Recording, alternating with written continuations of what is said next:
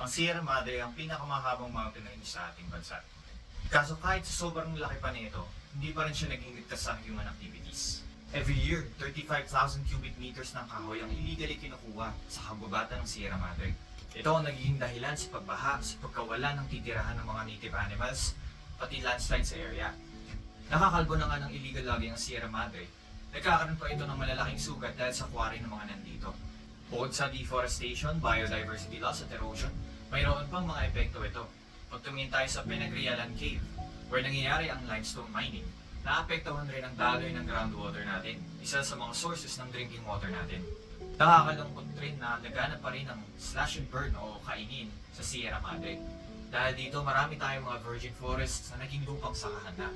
Ang poaching at ang illegal wildlife trade ay sobrang laki pa rin at naging malaking sanhi sa pagkawalan ng mga iconic na endemic species natin such as ang kalaw o Rufus hornbill, pati ang Northern Sierra Madre Forest Monitor.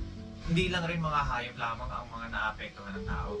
Yung Kaliwa Dam Project, kapag natuloy ito, itataas ang water level sa area at expected na kalahati ng bahay sa Daraitan ang lulubog dahil dito. Ang estimation ay 1,485 families na nasa Tanay Rizal, General Nakar at Infantia Quezon ay ang madi-displace kapag natapos ito.